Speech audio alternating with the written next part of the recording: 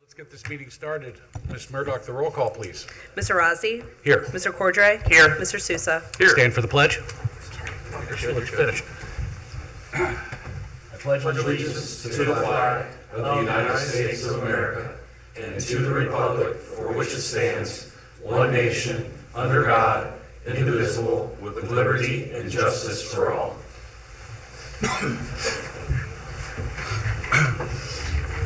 Okay, I'd like to make a motion to approve of the clerk's journal and accept the audio-video recordings as the official minutes of the October 15th Board of Trustees regular meeting. Second. Mr. Sousa? Yes. Mr. Cordray? Yes. Mr. Rossi? Yes. I'd like to make a motion to accept the bills as presented before the board. Second. Mr. Rossi? Yes. Mr. Sousa? Yes. Mr. Cordray? Yes. Try to get a few here. Yeah, big pack.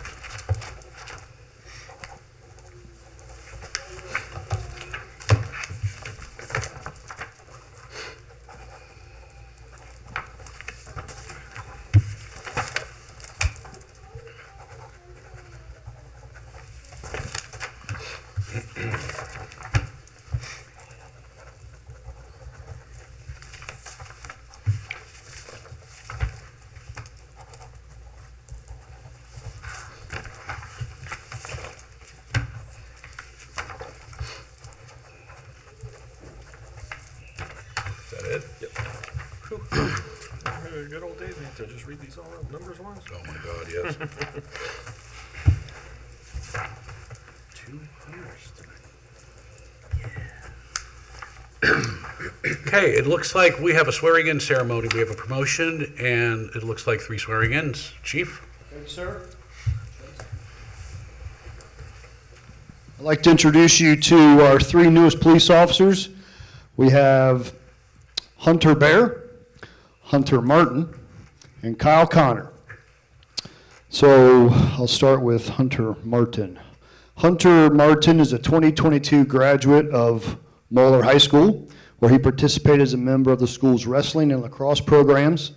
After high school, he spent time working in the sales and service industry. He comes from a proud family tradition of first responders and military service. He recently graduated from the Great Oaks Police Academy in October of this year, and he currently resides in Loveland with his parents. And he is currently in training. He's working tonight, which is why he is in a different colored uniform. Kyle Connor is a 2011 graduate, also of Moeller. I knew you would like that, Mr. Rossi. After high school, Kyle attended Northern Kentucky University, where he earned a bachelor's degree in criminal justice and corrections. Kyle graduated from the Ohio State Highway Patrol Academy in 2016, and after graduation, Kyle worked for both the St. Bernard Police Department and the City of Wyoming Police Department in Hamilton County. Finally, Hunter Bear is a 2020 graduate of Blanchester High School, where he was a member of the basketball program. That was a bad joke. Okay, after high school, he worked. Yeah, after high school, he worked for Barrett Paving before he was able to attend the academy, and he graduated also from the same class at Great Oaks in October of this year. And with that, I will ask all 3 of you to raise your right hands, and we will do the oath of office. I state your name. Do solemnly swear or affirm that I will support the Constitution of the United States and the state of Ohio. I will support the Constitution of the United States and the state of Ohio. And will obey the laws thereof. And obey the laws thereof. And that I will, in all respects, uphold the provisions of the Charter of Hamilton Township, Warren County.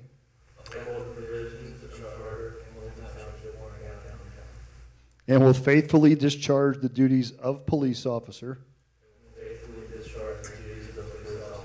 Upon which I am about to enter. Congratulations.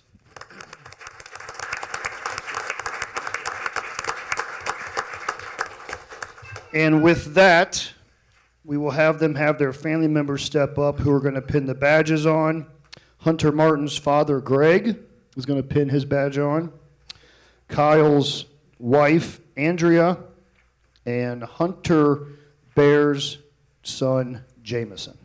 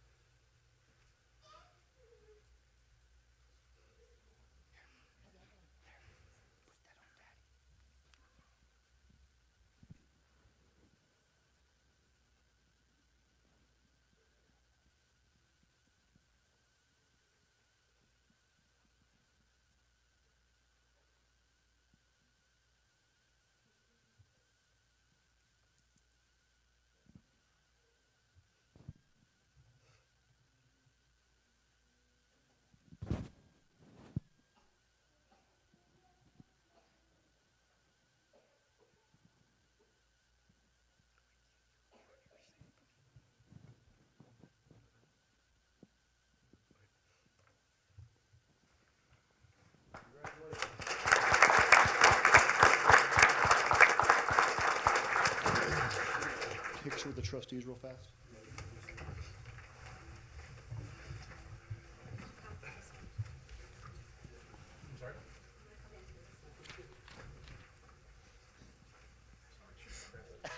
You're fine. You're fine.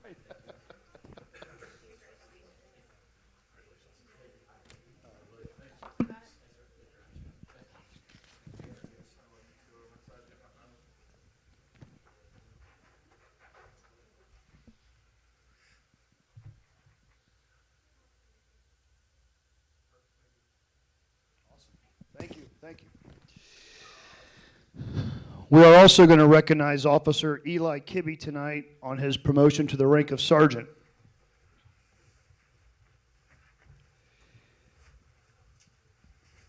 Officer Kibbe joined our agency in March of 2019 and quickly made an impact through his professionalism, work ethic, and commitment to our township. He was named our 2022 Employee of the Year, a reflection of the respect he earned from both his peers and his supervisors. Most recently, he served as one of our detectives, where his dedication to solving cases and seeking justice was evident in everything he did. The rank of sergeant is one of the most important positions in any police department. It's the backbone of leadership. It's the bridge between administration and the officers on the streets. Sergeants carry the daily responsibility of setting the tone, enforcing standards, and shaping the culture of the organization. They are the ones who make sure the mission doesn't just live on paper, but in practice. A strong sergeant leads by example, holds others accountable, and invests in the growth of their team. They are a mentor, a teacher, and sometimes the steady hand in the middle of chaos. Eli has consistently demonstrated the leadership, integrity, and calm professionalism that this role demands, and I have full confidence he will continue to serve the department and our community with distinction in his new position. Please join me in congratulating Sergeant Eli Kibbe on his well-deserved probation.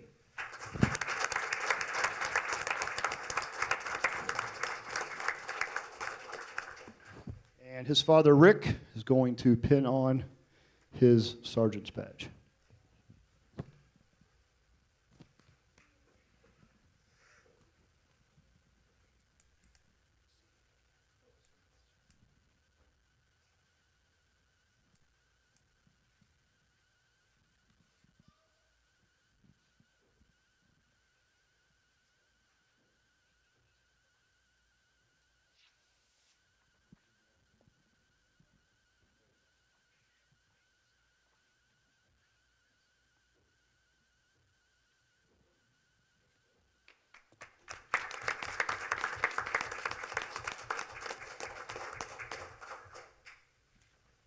I have one more. Oh, you're good.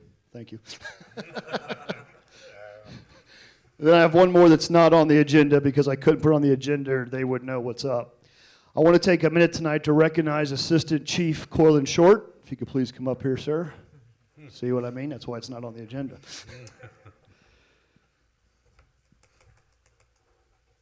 Surprise.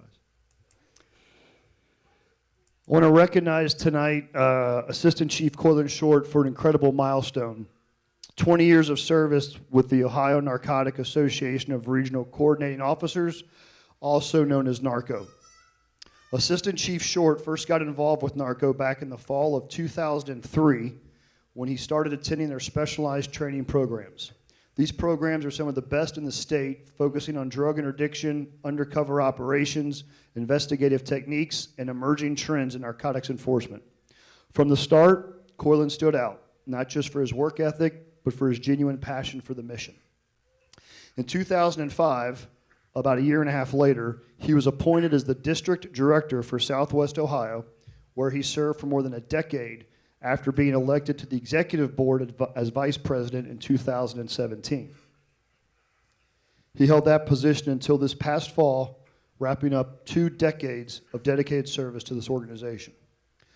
Over those 20 years, Corlin helped shape and strengthen NARCO in ways that will last forever, for years to come, raising training standards, improving the budget practices, and helping increase the organization's reach and reputation across the state. That impact cannot be overstated. NARCO has helped shape the careers of hundreds of agents throughout Ohio, and the work they do to combat illicit drugs is invaluable. His leadership has directly contributed to that success and in many ways has helped make communities across Ohio safer. We're incredibly proud that one of our own has played such a meaningful role at this statewide level. Please join me in congratulating and thanking Assistant Chief Corlin Short.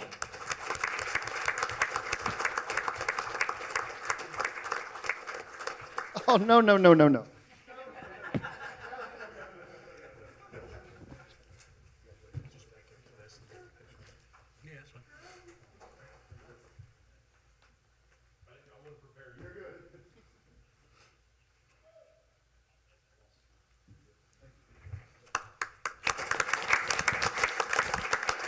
that's fine.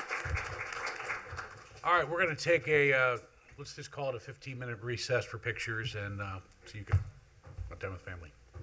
Okay.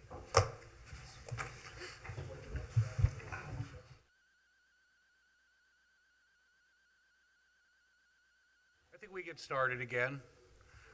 Next item on the agenda is a public hearing concerning Grandin Road Stage 3.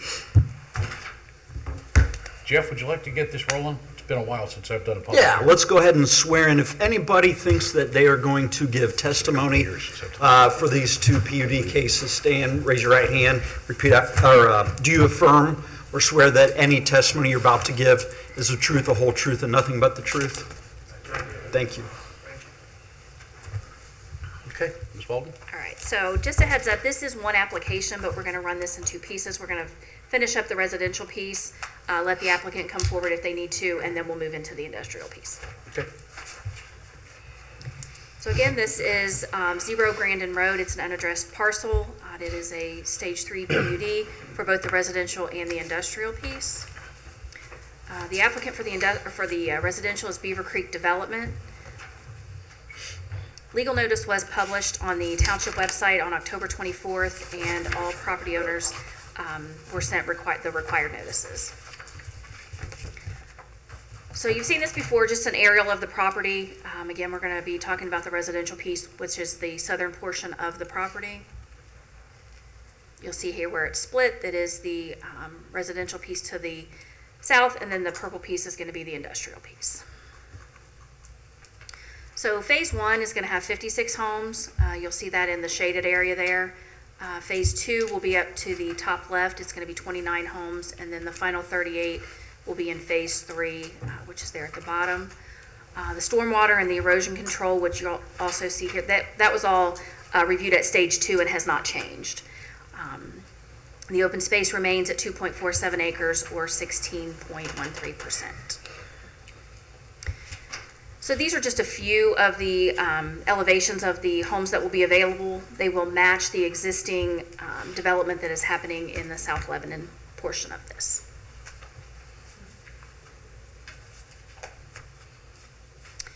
So an HOA has been established. The covenants, conditions, and restrictions have been filed with the township, and this is the cover page that you'll see here. And so the final review piece for the residential was just the HOA covenants, so that will end the presentation for the residential piece.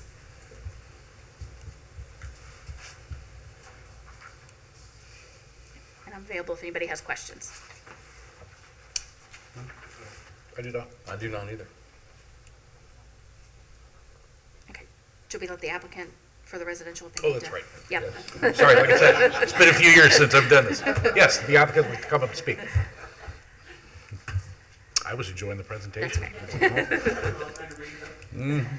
Ed Ferrugia, Beaver Creek Development, 786 East Kemper Road, Cincinnati, Ohio, 45249. Thank you, Kathy. Can you confirm that you've been sworn in? Oh, I'm sorry, I have been sworn in. Thank you, Kathy. Thank you for the presentation. We've been in here, I think this is our 6th meeting with you guys, or in this room, our 3rd with you all. Phase 1 is going to be 56 lots, as well as the industrial portion of the site. We have this, I think this is our final meeting, and if you guys have any questions, I'm more than happy to answer them. Yeah.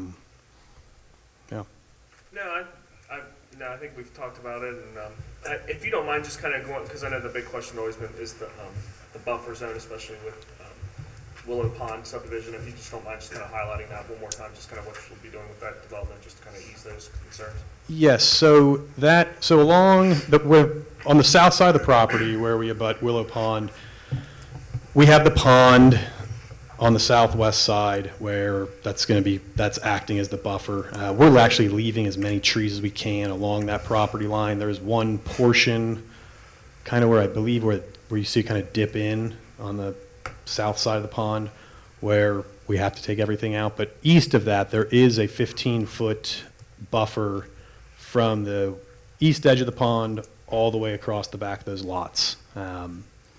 And we're leaving everything there and more if we can, honestly. Okay. Mark, any questions? Just timeline that you guys will start moving dirt and setting up lots for phase 1 will be this year in the winter, or will you wait till spring, or? We are probably going to start moving dirt in, I would say, March. Okay. The wintertime, just, Right. it's not a good time for that. But we're trying to get all the clearing done, like right now. They're probably 80% done. So we'll have everything ready to start moving dirt here in March is the goal. Okay. That's all I have. I don't have any questions. Okay. Thank you. Yep. Great, thank We'll you. move on to the industrial piece. Okay. So the proposed development is 143,560 square feet across 2 phases. Phase 1 will be 6 buildings. They'll be doing self-storage and flex spaces. Phase 2 will be some additional flex spaces. The uses for the property are self-storage and flex space, which were all permitted with the PUD standards approved in stage 1. Setbacks are 50 to 67 feet from the right-of-way, and there is a 50-foot buffer to the residential that does include landscaping. Then all buildings will be single-story and below the 45-foot limit. So parking and access, the access will be from Grandin Road and then also the extension to Pebble Lane that we'll be putting in phase 1 as well. The storage units will have direct access, and then the flex spaces will have 119 spaces plus the overhead door parking. So the elevations, you'll see here, this is looking from Grandin Road to the south toward Pebble Lane, which is there in the background. And then some additional elevations of the storage and the flex spaces. So the photometric plan that was submitted, the numbers are way too small to see up here, so it does meet what the resolution requires, but I did want to show you the visual so you can see what the lighting plan does look like. And those are the fixtures that will be used in the lighting. So this is the landscaping. There is the buffer to the west side there, you'll see. We do have a requirement for vehicular buffer of a 10-foot along a public right-of-way. So they are not showing it here along Grandin, but we did take care of that at the zoning commission meeting, and they are going to be adding that in as well, and we're going to make that a condition of approval. So landscaping and stormwater to the southern portion. You'll see the The area there between, where, on the left side there where the landscaping stops, there is landscaping on the opposite side of the street that is going to be placed with the residential, so there is a buffer there between both uses. So again, the review criteria is just that the PUD final site plan meet or conform substantially to what's been approved through the preliminary plan. And then again, all necessary legal documents. Because the industrial piece will have one owner through all buildings, there is no group, that they don't have to have a owner's group. So again, staff does recommend that we approve stage 3 with the following conditions, and of course, the compliance with all requirements of our zoning resolution, all partner organizations, including Warren County, compliance with the fire department conditions, as well as that 10 feet vehicular perimeter landscape that we talked about. And that's all I have for you. Okay. Will the applicant like to come up and speak on behalf of this? Hi, my name is Wendy Moeller. I'm with Compass Point Planning. I'm actually here representing Hickory Capital Group. So we have Josh Lowenstein here today who can also answer some questions. Thank you, Kathy.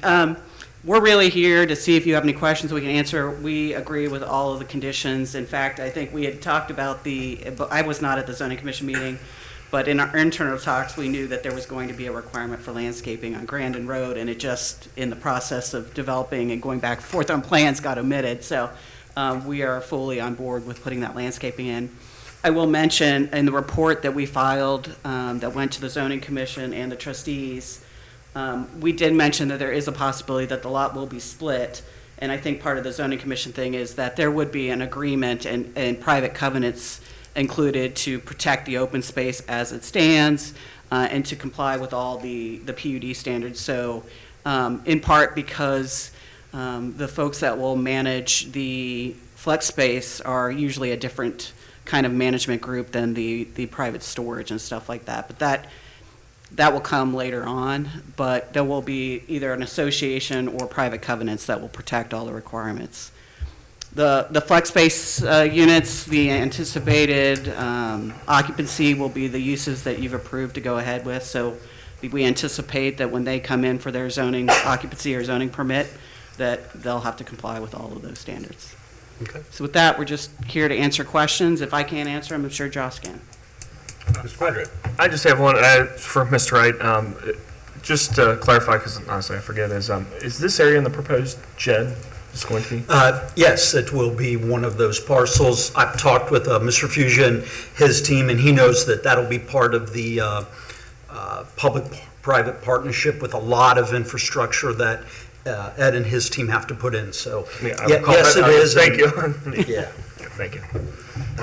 Only question I have is just around timeline, where you guys may be right now with any occupants for the construction of the commercial piece. I'm assuming this will all be real estate that you guys will hold and lease. You won't be selling out any of these flex space units or anything like that. But yeah, if you could just speak to it, if this will be kind of rolling as you lease it out, if you're going to break ground and build it all out, or what your thoughts are as of today. Sure. I'm Josh Lowenstein with Hickory Capital Group. Our plan is these are all going to be rental units. They'll be owned by one property owner. The flex buildings will be done in 2 phases. So I guess the front 5 up here. Sorry, go back. Yeah, there we go. Those 5 buildings will all be done in phase 1, along with the storage building. Approximately 12 to 18 months later, we would break ground on the phase 2. This gives us a little bit of time to feel out market demand in terms of what the sweet spot is for size and features and that type of thing. Okay, that's all I have. And then just what will we need to do, or timing-wise, based on their timeline for the road construction on Pebble Lane?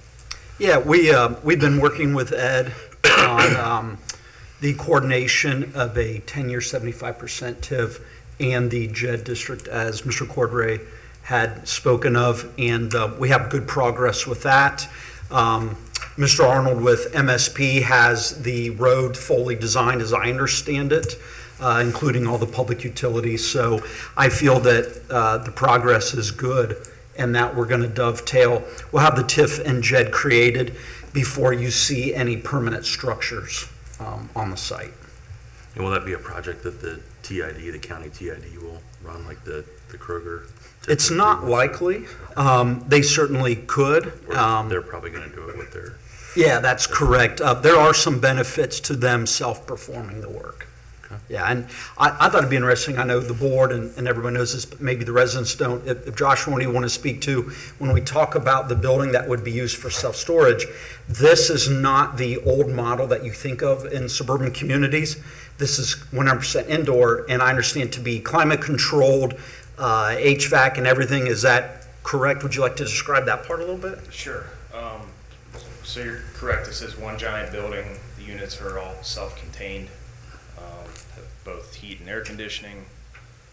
We have several access points along Pebble Lane to get into the interior corridors. We do have a handful of drive-up units that face the interior of the site, but I would say 80% of all of our units are contained inside the building, shielded from all the road frontages, both Pebble and Grandin. Thank you. They really have the appearance from the street of as if it's some type of retail, is what I understand. Would you agree? Yeah, correct. So we try to incorporate a lot of different architectural elements with, various storefront glass on both Grandin and Pebble, changes in the parapet elevations, several different types of architectural materials, and masonry, knee wall or half wall, whatever you call it. So. Thank you. I have no further questions. So thank you. Thank you. So we do deliberation. I'll invite anybody else, proponents or opponents of the project. Oh, that's right. So would anyone like to speak as a proponent of this project? Anyone opposed to this project? Or neutral. Or what? Or neutral. Or neutral? All right, I guess we'll close the floor to that. So, gentlemen, any other further questions? I mean, pretty cut and dry, no changes really from Yeah, I agree. stage two, so. Good. Okay, so we need a motion, right? Yes. Is it this one, that's in the document, in the, Yep. Yeah, okay. should be resolution A. Okay, with that, I will make a motion to approve Resolution 25-1105A, a resolution approving a planned unit development, District Stage 3, final plan for approximately 59.6603 acres for the property located at 0 Grandin Road, parcel number 16051000015, Hamilton Township, Warren County, Ohio, 45039. Second. Mr. Sousa? Yes. Mr. Cordray? Yes. Mr. Rossi? Yes.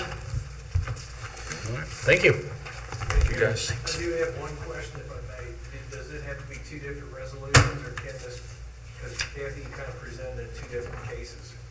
We did it as one application, so one resolution is Okay, thank you. Because as a zoning commission, we did it different. correct. All right, thank you. All right. Yeah, well, that's why there's zoning commission. That's why we have Thank you guys, have a good night. Thank you. Thank you.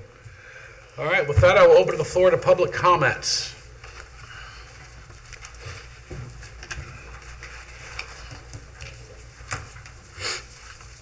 Brad Turner, 1391 Huntwick Lane. I've emailed back and forth with Kathy a little bit, and I'm just trying to understand, she's trying to help me try to look through the Hamilton Township, I'm going to call it, I'm not going to say it right, but the landscaping rules and regulations. And we've been noticing some dead trees in front of some of the homes in our HOA, and I thought there were some minimums, and we haven't been able to locate that at all. But like in the plans tonight for the houses, they clearly all had trees and bushes in front of all the houses for this other zoning request. And maybe it's a county thing versus a township thing, or I'm just wondering if there's something that I'm not finding or I'm not interpreting correctly, because I would have thought that there was a requirement that there was at least 1 or 2 trees in the front yard of every house and some bushes in the front of every house. And I think that only applies to commercial property. only commercial. That's correct, yeah. So the builders just do that out of because they just want to spend the money? Or? They generally include like a basic landscaping plan in the frontage. I know usually some bushes and things and beds near a house, but I don't know I don't know that if it's even more often than not that there is a tree. Yeah, usually those type of landscaping is more enforced at the HOA level, like most of the time. See That, like, as far as, like, say, if you were to have a house built in a new subdivision, they put a tree in the front yard, in theory, I mean, unless there's some HOA covenant, if you wanted to remove that tree, you could remove that tree. If you didn't want a tree in your front yard, I mean, there's nothing. There's some vagueness to our covenants that says that you have to maintain the required minimums, but apparently there doesn't seem to be any language anywhere as what those required minimums are. Yeah, that'd be So more I'm of a, kind of like That'd be the a little bottom stuck in the middle right yeah, now. that sounds like it's gonna be more of an HOA than a township as far as, like I said, from a homeowner. So is your issue that you guys are having just people neglect and not maintain, or they're doing just crazy Well, stuff in their we- front yard, or what's the specific? The specifics Challenge. are, when we see a tree die, we've notified the homeowner that they need to replace it, based on our interpretation, which I now think might be flawed. And we've gotten some pushback. Most people realize that it's a nice, attractive thing, and they want to do it, and they want to preserve it, but we have had some people fighting us on it. And Yeah, I think that I want to avoid getting unless into... it's probably not in our zoning code unless it's explicitly, I don't know that it should like be. if it's clear in your HOA covenant, I would think I mean, just, asking them to take a deceased tree out would be fair, but I don't know that you could require them to replace it. Okay. what about Warren County subdivision rules? Does it I don't address that believe, at all? not No, a like single it does. family, yeah. I mean, it's Yeah. more of a like I said, it's the general landscaping of, like, I mean, like, when we go in and do, like, nuisance properties, things like that, that's where you get into, like, how high the grass is really, or if there's garbage. Yeah. But as far as, we just don't have anything that would say, like, hey, you gotta replace a tree, or you gotta have a minimum of 3 trees in the front, 2 in the back, or anything like that. Maybe they took, and I'm sure they took the HOA agreement from somebody else. Right. And copied it and. And they may have intentionally just left it vague for that reason, just so that way they didn't. Maybe, I don't know, Yeah. and, you know, kind of when you come in late term and don't have all the history. Right. I'm trying to put the pieces together. Well, thank you. Again, appreciate your time, Kathy, and the additional input. Just thought I would reach out and ask one more time. Thank you. Thank you. Good luck, Brad. Sounds like a nice gray area for you. Anyone else? All right, with that, I'll move on to the rest of new business.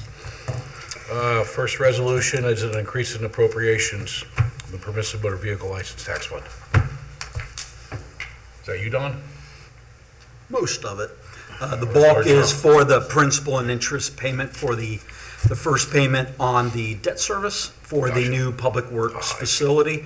Obviously, end of 2024, the board adopted the 25 budget. We knew we'd be doing the project, but we wouldn't have known a year ago the exact amount or when it would come due. So this is largely for that. And then there's a handful of really small items. Some as small as $100, $150. So most of the expenses are Don's. That is correct, Mr. Rossi. Clear that up. I would You're say good, Chief. 99% of this resolution applies to Don and his department.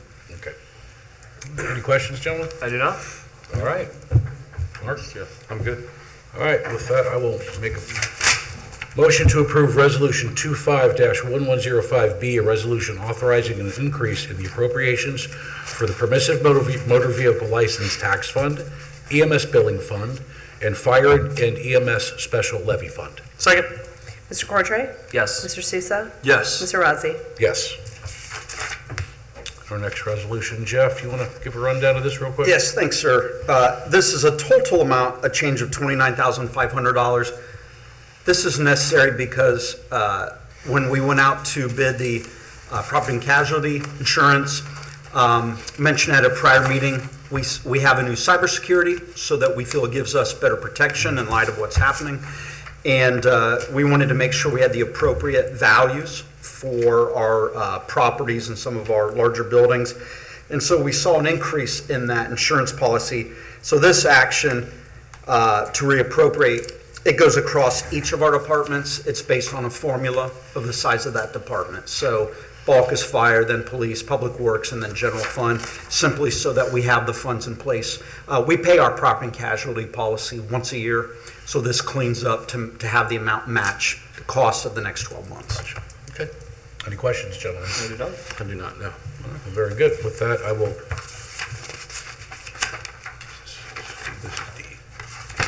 We'll Make a motion to approve, nope, going ahead too far. Make a motion to approve Resolution 25-1105C, a resolution authorizing an increase in the appropriation in the General Fund, Road and Bridge Fund, Police District Fund, Fire and EMS Fund, and issue a then and now certificate for payment due to the increase of liability insurance. Second. Mr. Rossi? Yes. Mr. Sousa? Yes. Mr. Cordray? Yes. And this is a standard, getting rid of a few vehicles. It's just all police, I bet, right? Yep. Yep, it's all you. Not spending money, sir. All right, any questions? No. Okay. With that, I'll make a motion to approve Resolution 25-1105D, resolution authorizing private sale or unneeded and unfit for use property in the police department. Second. Mr. Cordray? Yes. Mr. Sousa? Yes. Mr. Rossi? Yes. Okay. Amendment to the roster. Any questions on this first motion? I do not. All right. With that, I will make a motion to approve the amendment of the Hamilton Township roster as presented. Second. Mr. Cordray? Yes. Mr. Sousa? Yes. Mr. Rossi? Yes. And the next, we're just moving the last meeting of the year to, this is just pretty standard. Yep, we do that every year with our annual employee luncheon. I think we're gonna do it, get the meeting done first and then eat after? Yes, sir, that'll work better. Yes. Okay. I will make a motion to revise the time of the Wednesday, December 17th trustee meeting to 10 a.m. for the annual employee appreciation luncheon. Second. Mr. Sousa? Yes. Mr. Cordray? Yes. Mr. Rossi? Yes. All right, that's it for new business. This brings us to our next public comment section. Anyone like to make a comment? All right. Fiscal officer report, that's next meeting? Next meeting, thank you. Okay, very good. Mr. Wright? Thank you, Mr. Rossi. Several pleasant items to share with the board and the community tonight. First couple from the fire department. They're having an active fire training tonight and a couple other evenings. I think 3 nights this week, total from 6:30 to 9 p.m. each night. They're doing nighttime fire training at the fire training tower. So if the community sees that activity, it's fine as planned. And Chief Jewett said he would extend the offer if this meeting ends early enough. You 3 gentlemen are invited, and Ms. Elliott, are invited to the tower for nighttime training. Can I drive the truck over, Ben? It's not here yet, but On that note, the new tanker truck will be delivered Friday from the manufacturer. So I was reminded that we'll have a few weeks of training on the specific piece of equipment involved. It'll get wrapped and fully equipped and outfitted, but we'll be happy to share that with the community really soon. Ms. Early had a couple of items. Our annual Christmas tree lighting ceremony and live entertainment will be Saturday, December 6th at Fire Station 76. And the National Wreaths Across America event will be held the Saturday after that. That is Saturday, December 13th at cemeteries for Honor the Veterans. And a couple of celebrations we have to share with our residents. I think we have some photo on our left is the 2 Fridays ago, we celebrated the ribbon cutting of the new Coldstone Creamery. That's a new franchise located in the multi-tenant building on State Route 48. So we appreciate that development group's development in the community, and I understand they're doing really well already. And of course, this morning we participated in the groundbreaking ceremony for the 2026 Homerama. We're proud. This is the 3rd time that Hamilton Township has been selected for this. And this is the biggest home show, I believe, in the state of Ohio. So we know that we see some of the best builders and designers from Southwest Ohio participate in this. And the new neighborhood that's being built here in Hamilton Township is called the Estates at Bothy Farm. It's a 44-acre site on Cozadale Murdoch Road. And it's a very low-density subdivision. It matches the board's vision for that southern portion of our community. There's only going to be a total of 18 building lots, and those lots are 2 to 4 acres in size. Of course, this is outside of our urban service boundary, so it's on private septic. And we learned today that the homes are expected to range in sale price of $1.8 to even over $2 million apiece. So we appreciate the investment that Brookstone Homes, they're the subdivision developer, is putting here. And we also appreciate the praise and interest from the Home Builders Association of Greater Cincinnati for having this faith that they're going to be successful here. And finally, staff completed this afternoon the 2026 proposed budget. Those are in that extra binder copy for all 4 elected officials. And I encourage you, if you have any questions or want to drill down on any segments of it, if you wouldn't mind scheduling a time for a phone call or meeting with Ellen Norman and I sometime in the next couple of weeks, because we're going to have this on the agenda for the November 19th meeting. Thank you. Very good. All right, gentlemen, Mr. Cordray. Thank you, Mr. Rossi. Yeah, I just, honestly, yesterday obviously was election day. Today,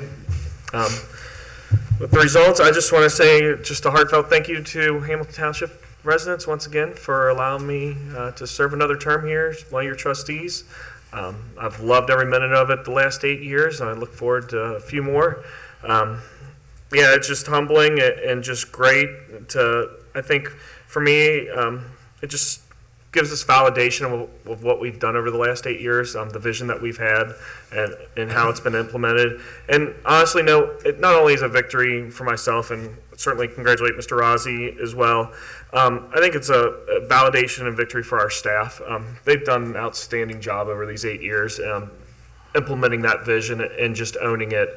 And I think just the results last night just kind of proved that and showed that to the staff that, hey, well, you guys have done an outstanding job and that we're on the right track. And we're definitely going to keep on pushing forward and continuing to make Hamilton Township the best township here in Warren County. Very good. Mr. Souza. Yeah, I would just congrats to my 2 peers on their successful reelection. Was at the polls myself for working on a school renewal issue, and it's always, you have some interesting conversations with constituents asking about status of various things that are going on and things like that. And also would thank the community, both the Little Miami levy renewal, which is the vast majority of Hamilton Township, as well as the Kings School District new funding source of a 1% earned income tax, both passed by significant margins. So the community's showing, again, kind of to Daryl's point about what's going on in this building and the vision, supportive of the schools and their path and direction, supporting it not only with their vote, with their pocketbook as well. So much appreciated, and the future is bright, I would say. Very good. Well, I too would like to thank the voters of Hamilton Township for entrusting myself and Mr. Cordray to be your trustee for the next 4 years, and I very much enjoy working with this board, and hopefully we know what Mark's going to do in a couple of years, and this thing can remain intact for the next 4 years, but especially staff as well. We do have an excellent staff, and I won't repeat everything. Daryl said it so eloquently, but it has been an absolute pleasure to work with all of you and to serve this community with you. With that, I will make a motion to enter into executive session, to adjourn into executive session at 6:50 p.m. in accordance with ORC 121.22G, subsection 1, to discuss the employment of a public employee. Second. Mr. Cordray? Yes. Mr. Rossi? Yes. Mr. Sousa? Yes. Do we expect anything after this? I don't believe so, no. Okay.